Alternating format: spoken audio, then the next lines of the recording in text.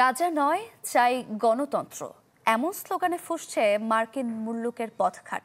শতাধিক শহরে লাখো মানুষ একসাথে নেমে এসেছে নো কিংস আন্দোলনে। মূলত ডোনাল্ড ট্রাম্প প্রশাসনের বিরুদ্ধে ফ্যাসিজমের অভিযোগ করেছেন বিক্ষোভকারীরা। হিরন আরও মিনারেল ওয়াটার মাত্র 50 পয়সায় প্রতি লিটার। মার্কিন মুল্লুকের রাস্তায় রাস্তায় এখন এমন স্লোগান, যুক্তরাষ্ট্রে কোনো রাজা নেই, থাকবে না। প্রেসিডেন্ট ডোনাল্ড ট্রাম্পের নীতির বিরুদ্ধে এমনই স্লোগানে ফুঁসে উঠেছে জনতা। স্থানীয় সময় শনিবার দেশটির শতাধিক শহরে একযোগে অনুষ্ঠিত হয় গণবিক্ষোভ, যেখানে অংশ নেয় লাখো মানুষ।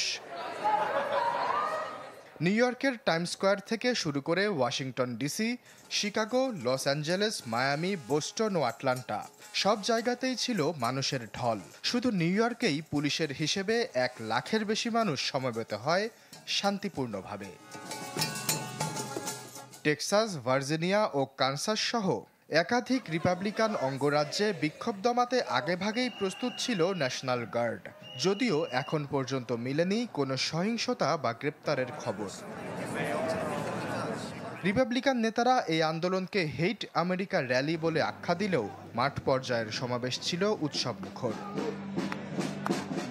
এদিন ডেমোক্রেসি নট মোনার্কি কিংবা the constitution is not optional লেখা প্ল্যাকার্ডে ভরে যায় Times square. This is what democracy looks like, এমন স্লোগানে মুখর ছিল রাজপথ। আন্দোলনকারীদের অভিযোগ, দেশের গণতান্ত্রিক কাঠামোকে একের পর এক নির্বাহী আদেশে ক্ষুণ্ণ করছেন প্রেসিডেন্ট ট্রাম্প।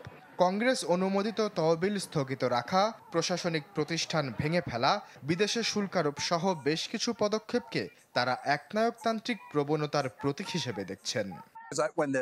যখন ইতিহাস লেখা হবে, ট্রাম্পের নাম সেখানে একজন স্বৈরশাসক হিসেবে চিহ্নিত হবে।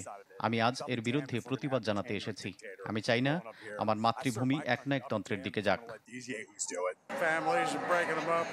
যে কোনো ফ্যাসিবাদী রাষ্ট্রের ইতিহাস তুলে দেখে নিন, ঠিক এমনভাবে শুরু হয়েছিল ফ্যাসিস্টের পথ চলা। ট্রাম্প যেভাবে এগুচ্ছেন, এভাবে মৃত্যু হয় গণতন্ত্রের, এভাবে জন্ম হয় একনায়কতন্ত্রের। বিশ্লেষকরা বলছেন, ট্রাম্প প্রশাসনের এই নীতি নির্ধারণ যুক্তরাষ্ট্রের গণতন্ত্রকে প্রশ্নের মুখে ফেলেছে।